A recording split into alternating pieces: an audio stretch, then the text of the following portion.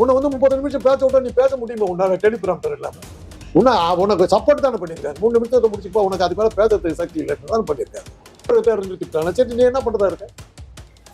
திருவாரூர் ஓட்டுறதுக்கு ஸ்கீம் வச்சிருக்கேன். 800 கோடி ரூபாய் பிளேன்ல வந்துட்டு 5 கோடி ரூபாய் கார்ல டிராவல் பண்ணி 3 கோடி ரூபாய் வேண்டாம் மீட்டிங் மக்கள்கிட்ட பேசுற ஆளு, அவ்வளவு சௌகரியத்தில் வாடுற ஆளுக்கு தடை மீறி ஜெயிலுக்கு போறதுக்கு தைரியம் இருக்குதா?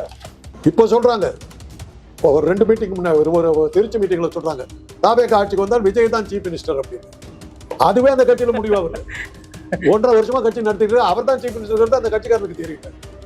பிளாக்ல டிக்கெட் வித்தவர் சொல்றாரு, நெல்லு ஏற்றும் போது 40 ரூபா வாங்கிட்டாங்க. உங்க அப்பா படம் எடுத்தார், நீ நடிச்ச. குடும்பத்தை வச்சு பிழைக்க வந்தவன் நீ பேசலாமா? அதை ஈவென்ட் மேனேஜர்கிட்ட காசை கொடுத்தா யாருக்கு வேணாலும் கூட்டம் வருது, காந்தராஜுக்கு கூட்டம் வருது. எத்தனை பேருக்கு காந்தராஜ் தெரியும்?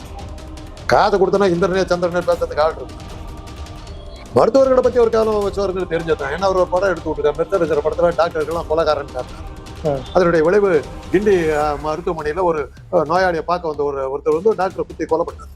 இந்த டயலாகு இந்த மூக்குத்தி அம்மன்ங்கிற படத்துல ஆர்ஜே பாலாஜி எழுதுன டயலாக். இந்த டயலாக் ஆமா, அப்படியே பேசிருக்கேன். ஏதாவது திட்டங்கள் வச்சிருந்தா பேச சொல்லுங்க. இப்ப திருப்பி உளறிட்டு இருக்க வேணாம், சலிச்சு போச்சு. மேடை ஏறினா 3 நிமிஷம் என்ன பேசுவான்னு எல்லாத்துக்கும் தெரிஞ்சு போச்சு. மனப்படமா சொல்ல ஆரம்பிச்சிட்டாங்க. இந்த லைன் வந்துருச்சா, இப்ப அடுத்த லைன் எதுவும் சொல்ல ஆரம்பிச்சிட்டாங்க.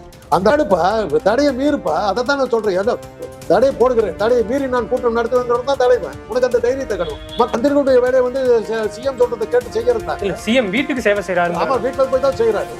அந்த அளவுக்கு வீடு திறந்த வீடா இருக்குது. ஊடு மாதிரி பையன் ஒரு வீடு மாதிரி மர்மம் நிறைந்த மாளிகை இல்லையா அது? டாக்டர்கள் அந்த மருத்துவமனைக்கு வரல. என்ன பிளான் பண்ணி வச்சிருக்கேன்? அந்த மருத்துவமனை மூடுறதா இருக்கா இல்ல வேற ஏதாவது பிளான் பண்ணி வச்சிருக்கியா? ஏயா ஒயர்லெஸ் மைக்க வச்சிருக்காரு, எப்படி ஒயரை கட் பண்ணுவாங்க அது கூட தெரியாதவங்க தான் அவருடைய ரசிகர். அவங்க கட்சிக்காரன் எப்படி இருக்கும்? அவங்க கட்சிக்கார அந்த அவரை ரசிகர் எப்படி இருக்கும்? அவன் மூலம் அவ்வளவுதான். வயர்லெஸ் இது கூட தெரியாது. இப்ப எங்க உட்காந்து இருக்கேன், வயர் இருக்கு, கட் பண்ணிட்டீங்களா? இந்த இல்ல எப்படி வயர்லெஸ் இல்ல? இந்த புதுசா வந்திருக்கிற தலைவர்கள் சொல்லுங்க, யாருக்கிட்ட பண்ணா? இதைத்தான் சொன்னார் விஜயகாந்த் வந்து ரமணா படத்துல வந்து டாக்டர்கள் வந்து கேவலமானவர்களுக்கு காசு கொடுக்கறதுக்கு என்ன வேணாலும் பண்ணுவாங்கன்னு எடுத்தார். உடம்பு சரியில்லாம படுத்து அந்த கொலகார டாக்டர் கிட்ட தான் படுத்தார்.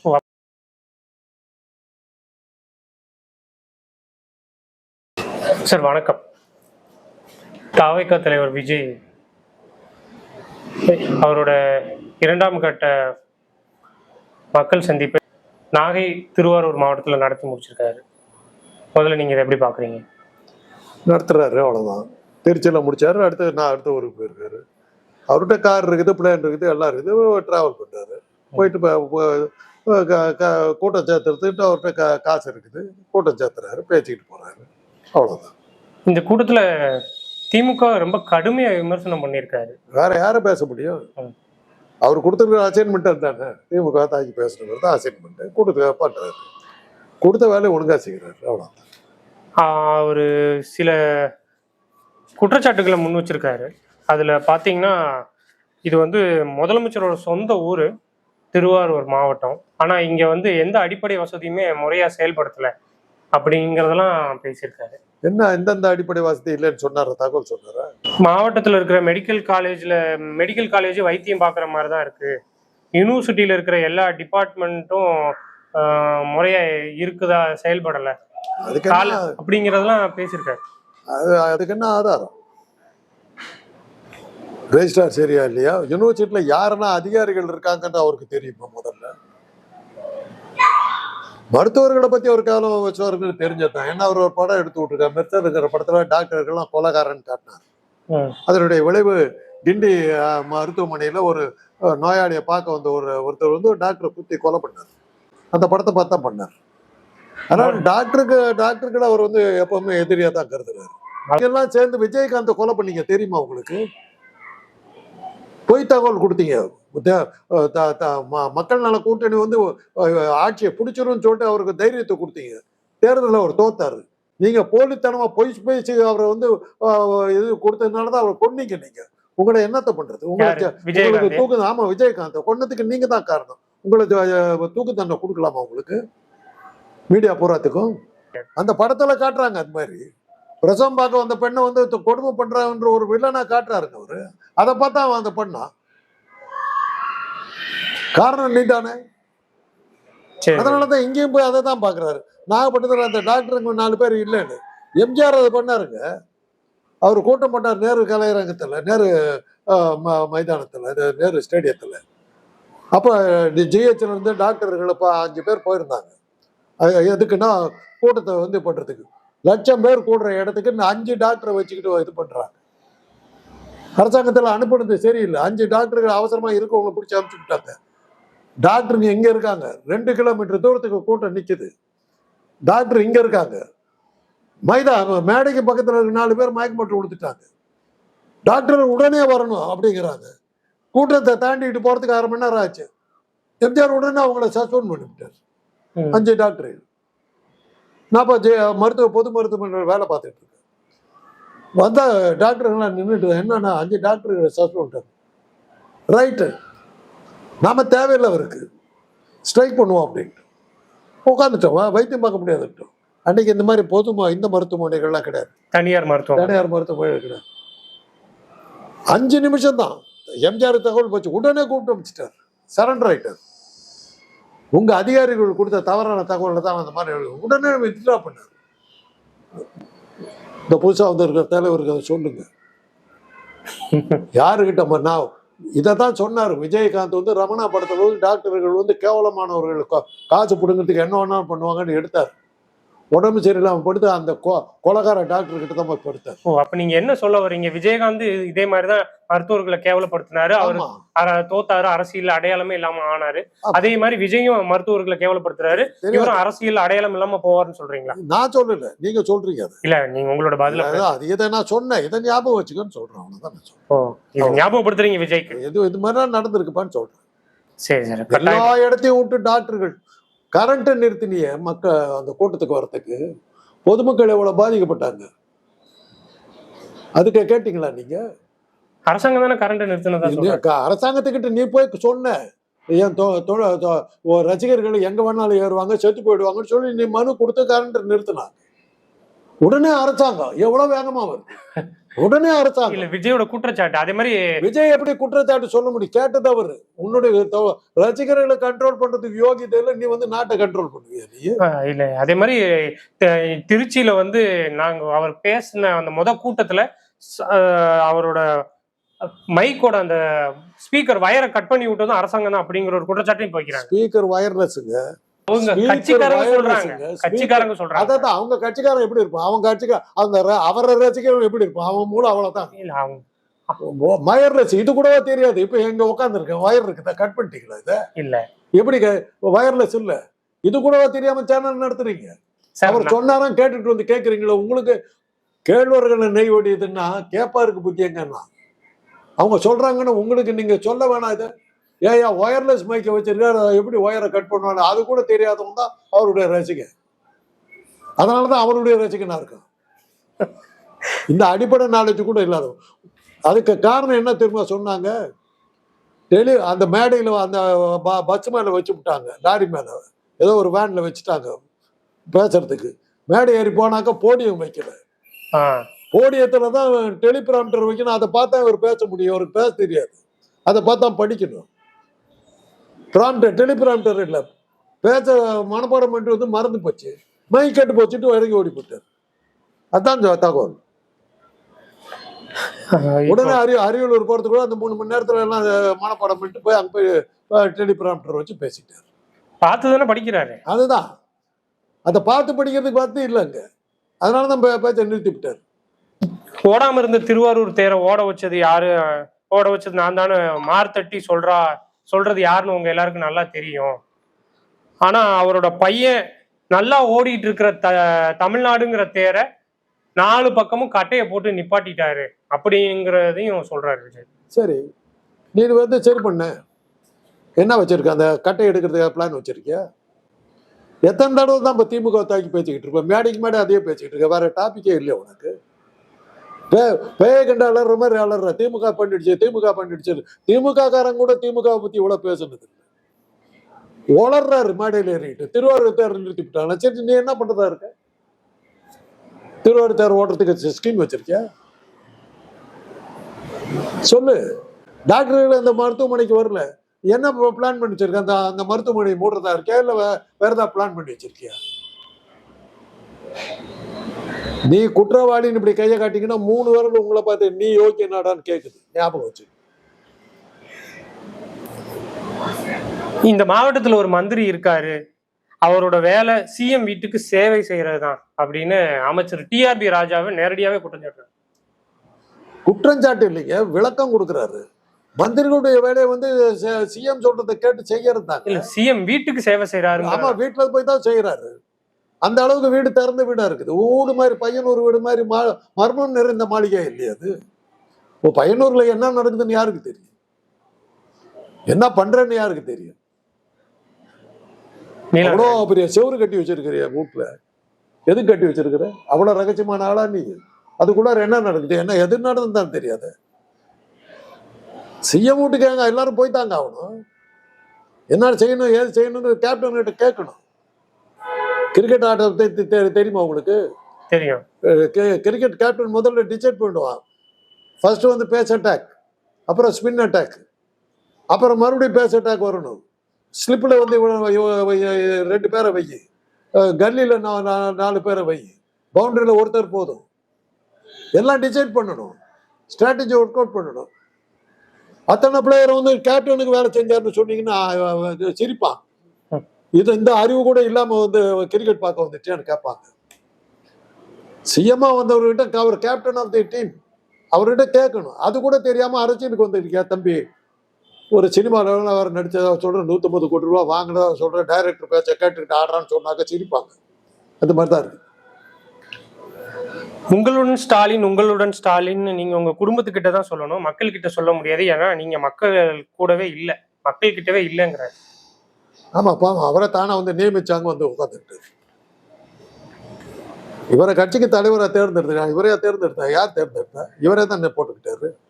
மக்கள்கிட்ட நீ இருக்கியா? இப்போ சொல்றாங்க, இப்போ ஒரு 2 மீட்டிங் முன்னாடி ஒரு திருச்சி மீட்டிங்ல சொல்றாங்க, தாவேகா ஆட்சிக்கு வந்தால் விஜய் தான் சீஃப் மினிஸ்டர் அப்படின்னு. அதுவே அந்த கட்சியில முடிவாகல. 1.5 வருஷமா கட்சி நடத்திட்டு அவர் தான் சீஃப் மினிஸ்டர், அந்த கட்சிக்காரனுக்கு தெரியல. இப்போ முதல்ல உன் கட்சி பாரு தம்பி. வீட்டுல ஓட்ட உழுந்து எங்க பார்த்தாலும் ஒழுவிட்டு இருக்குது, சாக்கடை அடைச்சிக்கிட்டு இருக்குது. முதல்ல அதெல்லாம் சரி பண்ணு. மாவட்ட நெல் கொள்முதல் மையங்கள்ல நெல்லை லோடிங் அண்ட் அன்லோடிங் பண்றதுக்கு 40 ரூபாய் கமிஷன் வாங்குறாங்க.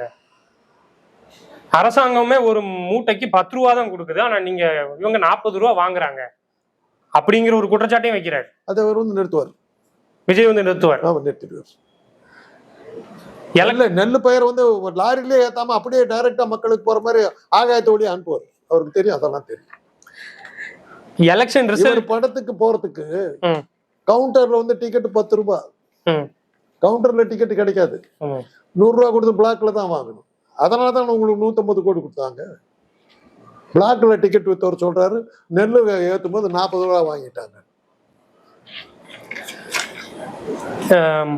எலெக்ஷன் ரிசல்ட் வேணா உங்களுக்கு 40க்கு 40 இருக்கலாம், ஆனா விவசாயிகளை பொறுத்த வரைக்கும் 40ங்கிறது அவங்க வயிற்றுல அடிக்கிற கமிஷன் தொகை அப்படிங்கிறதையும் சொல்றாரு. இருக்கட்டுமே, வயிற்றுல அடிச்சாக்கா அந்த வயிறு பசியை அடங்குது. வயிற்றுல சோறு போட்டு அடிக்கிறாங்க. 40 ரூபாய் கமிஷனை வாங்குறாங்க. அந்த கமிஷனை வாங்கி அவங்களுக்கு இது கொடுக்குறாங்க. அந்த நெல்லை ஏத்துறதுக்கு தானே பண்றாங்க, விவசாயிகளுக்கு தானே பண்றாங்க. அதை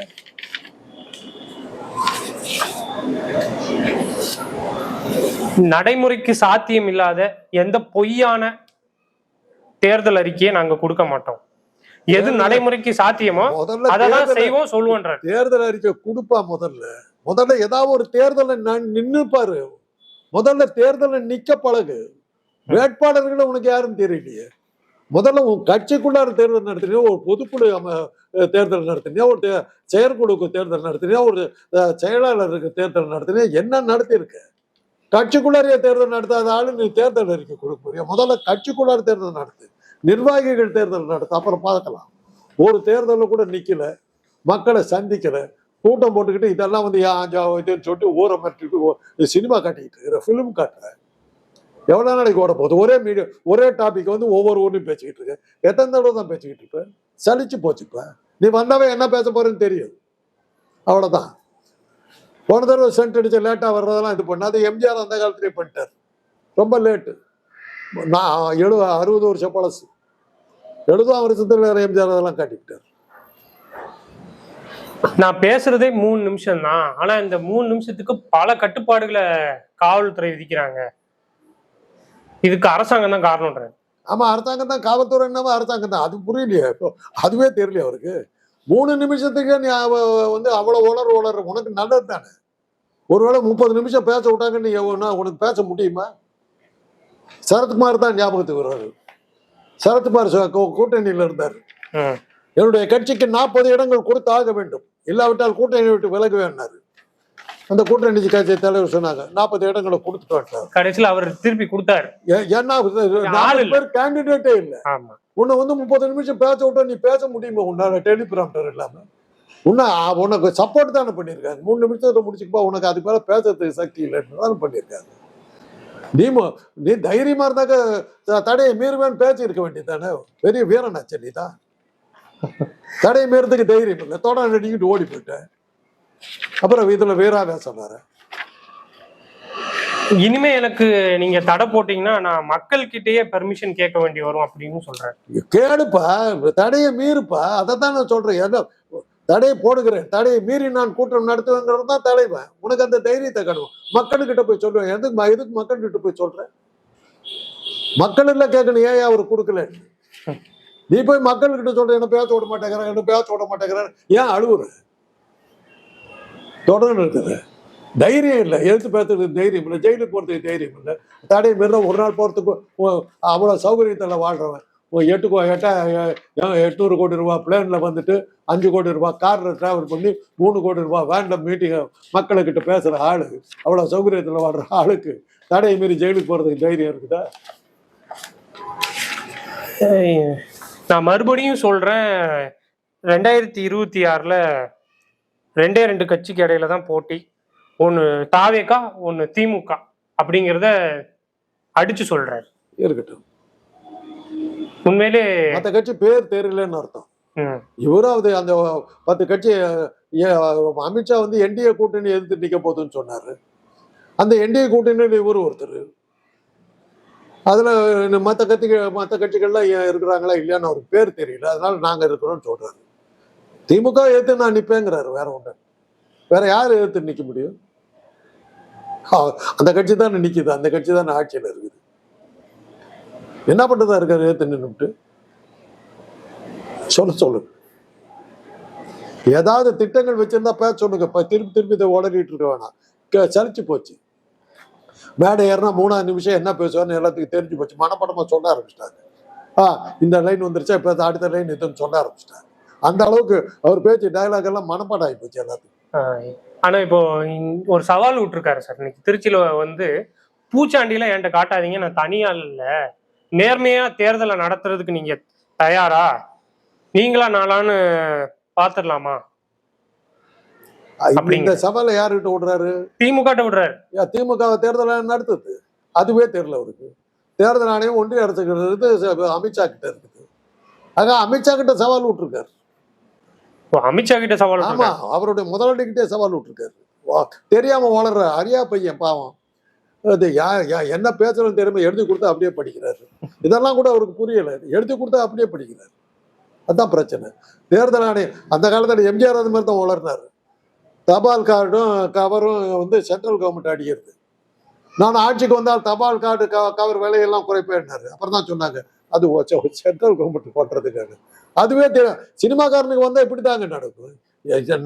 நாட்டு நடப்பு எதுவுமே தெரியாம தேர்தல் நடத்துறது தேர்தல் ஆணையம், அது அமித்ஷா கிட்ட இருக்கு. அவரால் தூண்டி விடப்பட்டு அரசியல் கட்சிக்கு வந்த ஆசாமி அவரே எடுத்து பேசுறாரு, தன்னறியாம பேசுறாரு.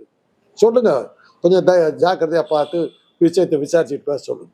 இப்போ அவர் விட்ட சவால் வந்து அமித்ஷாவுக்கு விட்ட சவால் அமித்ஷாவுக்கு. ஆனா பாஜகவும் இந்த கூட்டத்தில் எதிர்த்து பேசியிருக்காரு.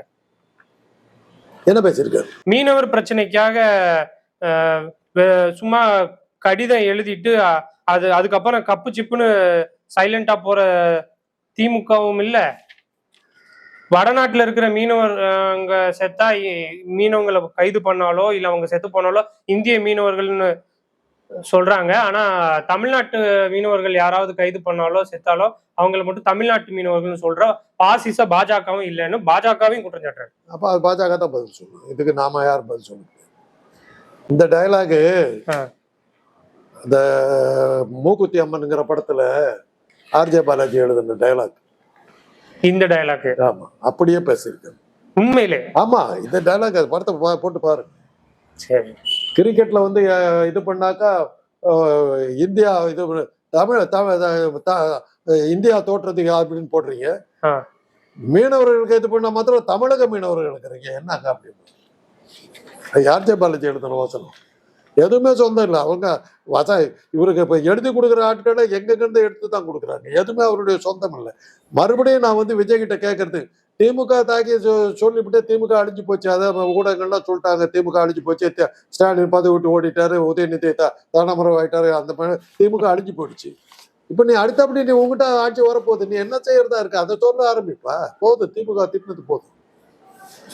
இன்னும் கூட உனக்கு நம்பிக்கை வரலையே. எங்க போனாலும் திமுக பார்த்து ஜன்னி கண்டு அலறிக்கிட்டு இருக்குது. இன்னும் எல்லா மீட்டிங்லையும் இதான் தான் பேச போறியா? காசு கொடுத்தா கூட வர மாட்டாங்க அதுக்கப்புறம் கூட்டத்துக்கு. ஜாக்கிரதை, பார்த்துக்க. எல்லாரும் நான் சனிக்கிழமை மக்களை சந்திக்கிறேன்னு சொல்றாங்க. மக்கள் வந்து சனிக்கிழமை தான் வேலையெல்லாம் முடிச்சுட்டு ஃப்ரீயா இருப்பாங்க. அதனாலதான் மக்களுக்கு வசதியா நான் சனிக்கிழமை வந்து இந்த மாதிரி கூட்டம் நடத்துறேன்னு சொல்றேன். கரெக்டா சொல்றாரு. வேலை இருக்கிற அன்னைக்கு என் கூட்டமா இருந்தாலும் எவனும் வரமாட்டான், ஆள் வராது. அவன் ஓய்வா இருக்கிற நேரத்துல அவன் வீட்டுக்குள்ளார போது நான் பேசுறேங்கிறாரு. ஆக அவருக்கு இப்ப புரியுதா? புரியுது. அவரே ஒத்துக்கிறாரு. வேலை இருக்கிற அன்னைக்கு எனக்கு கூட்டம் வராது, வேலை இல்லாத நாள்ல தான் நான் கூட்டம் நடத்த வேண்டியது அவர் சொல்லியிருக்காரு. நீங்க மீடியா தான் அதை பதில் சொல்லணும். இப்ப ஏற்பட்ட கூட்டம் வந்தது, இப்ப ஏற்பட்ட கூட்டம் வந்தது தான் பதில் சொல்லணும். விஜய் சொன்னது போலவே 1967, 77 போல 2026லயும் ஒரு ஆட்சி மாற்றம் வரும் அப்படின்னு நினைக்கிறீங்களா? அவர் தான் சொல்லிட்டாரு, முக்காலமும் உணர்ந்த ஞானி. அதை நீங்க அதை வச்சு நீங்க தான் செய்யுங்க. இல்ல சார், இப்போ ஆட்சி மாற்றம் ஒருவேளை டெல்லியில வரதுக்கு பத்தி சொல்லியிருப்பாரு. டெல்லியில 2029 வரணும். அது 26 ஆரம்பிக்கும். பீகார் தேர்தலில் இருந்து ஆரம்பிச்சிடும் சொல்றேன். அப்ப இந்த ஹிண்ட் வந்து அங்க மாறுங்கிறது கொடுத்திருக்காரு. மோடிக்கு கொடுத்த எச்சரிக்கை, அமித்ஷா கொடுத்த எச்சரிக்கை. திமுகவும் அதிமுகவும் எவ்வளவு சிறந்த திட்டங்களை தமிழ்நாட்டுக்கு செஞ்சிருக்காங்க. அப்படி இருந்தும் மக்கள் வந்து ஏன் மாற்றம் வேணும்னு நினைக்கிறாங்க? நீங்க தான் சொல்றீங்க மாற்றம் வேணும்னு. அது உண்மையா இருந்தா பார்க்கலாம். முதல்ல மக்கள் மத்தியில யார் இருக்காங்கிறது முதல்ல நீங்க தெரிஞ்சுக்கங்க. அதைத்தான் முதல்லயே சொன்னேன். இப்படி எல்லாம் பொய் பேசி பொய் செய்திகளை கொடுத்துதான் காமராஜரை கவுத்திங்க, விஜயகாந்தை கவுத்திங்க, எல்லாத்தையும் கவுத்திங்க. இது மாதிரி பேசி இந்த விஜயும் சேர்த்து கவுத்து கூடாதீங்க. மக்கள் மனதில் மாற்றம் வந்துருச்சு, அப்புறம் ஏன் இவ்வளவு கஷ்டப்படுறீங்க? அதான் வந்துருச்சு.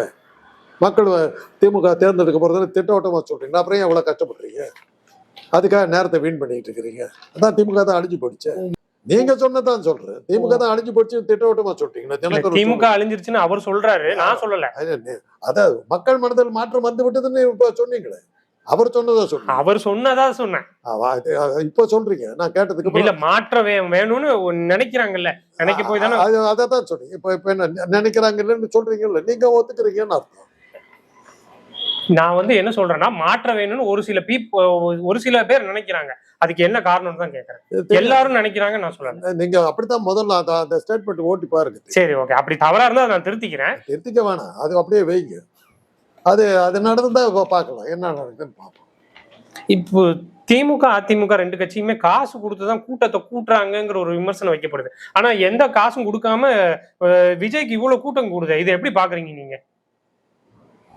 திமுக அதிமுக காசு கொடுத்த போது நீங்க போய் வாங்கிட்டு வந்தீங்களா? கொடுக்குற ஏஜென்ட் மாதிரி பேசுறீங்க. கொடுத்ததை பாத்தீங்களா நீங்க? இவர் கொடுக்கலங்கிறதுக்கு என்ன ஆதாரம்?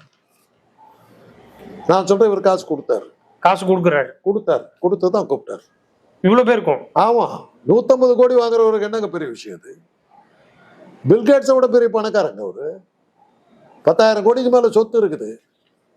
1000 கோடி ரூபாயில பிளேன்ல வர்றாரு, 5 கோடி ரூபாய் கார்ல வர்றாரு, 8 கோடி ரூபாய் வேன்ல மேடையில பேசுறாரு.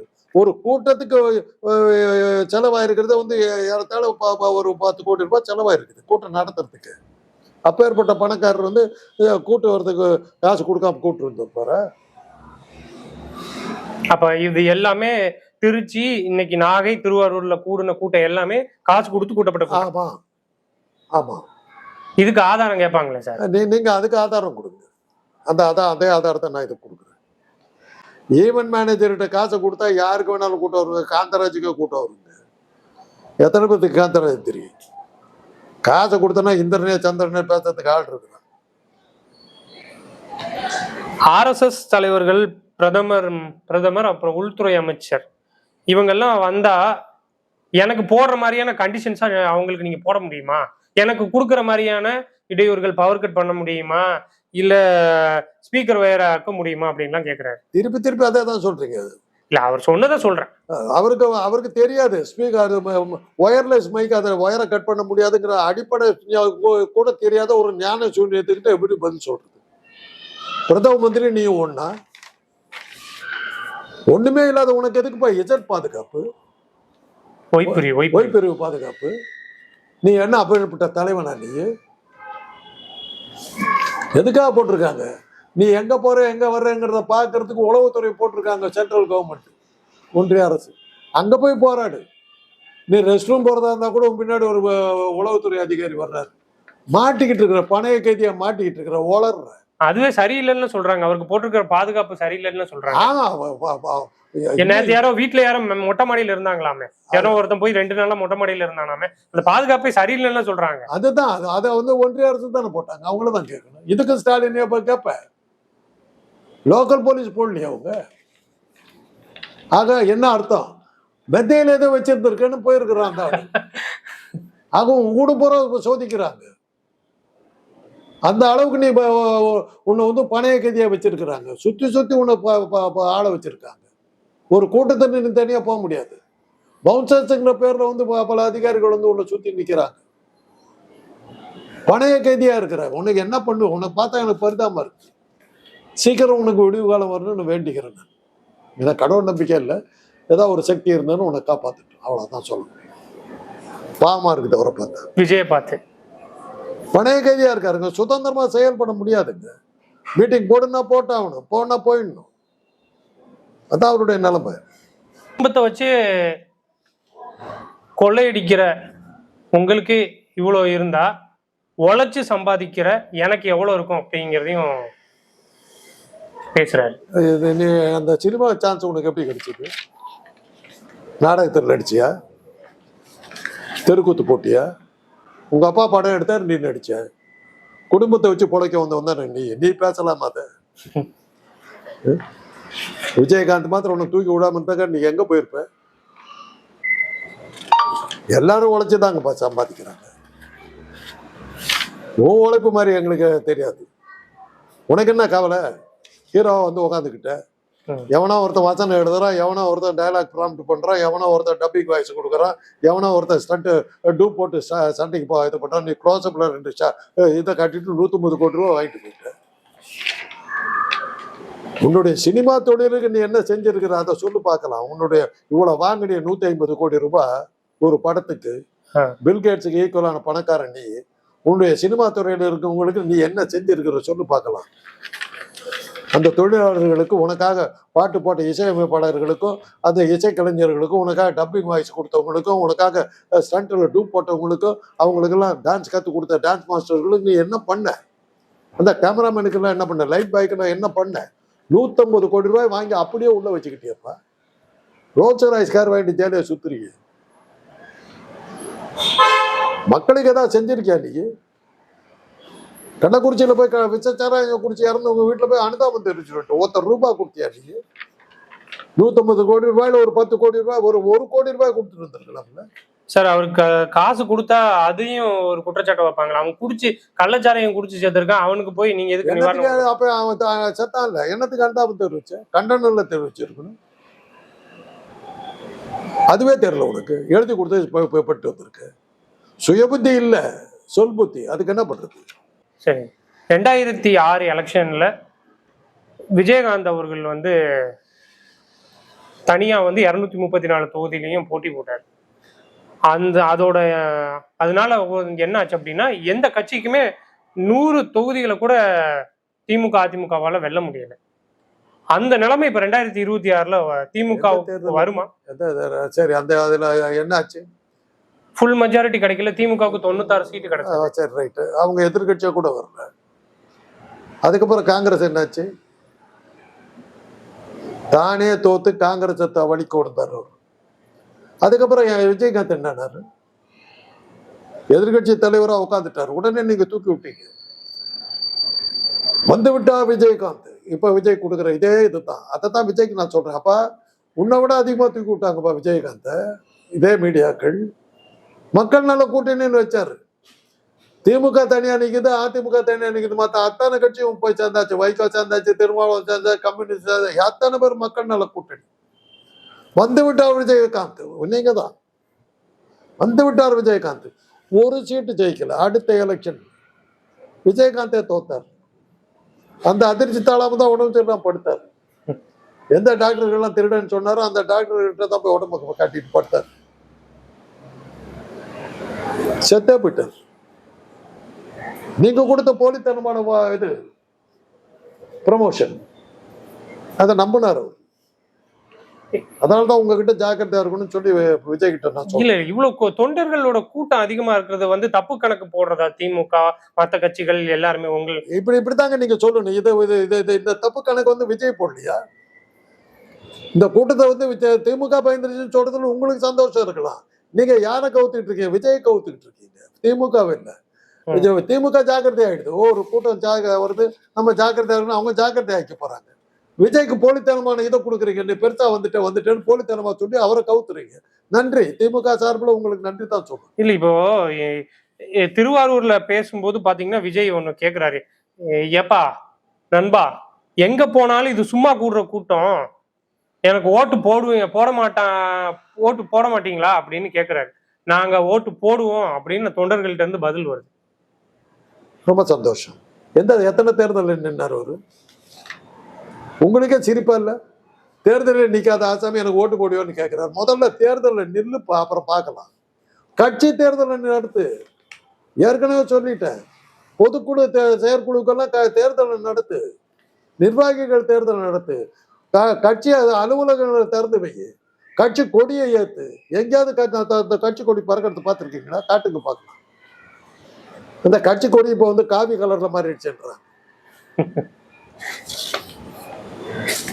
எங்க விஷன் ஏழ்மை வறுமை இல்லாத தமிழகம், குடும்பம் ஆதிக்கம் இல்லாத தமிழகம், ஊழல் இல்லாத தமிழகம், உண்மையான மக்களாட்சி, மனசாட்சி உள்ள மக்களாட்சி அப்படிங்கிறாரு விஜய். சரி, ரைட், நல்லா இருக்கு. நல்லா எழுதி கொடுத்துருக்காங்க, நல்லா படிச்சுட்டீங்க. அதுக்கு அர்த்தம் தெரியுமா உங்களுக்கு? ஊழல் இல்லைன்னு சொல்லி நீ ஆட்சி நடத்துறேன்னு வந்தா உங்க கட்சியில ஏமா இருப்பான்?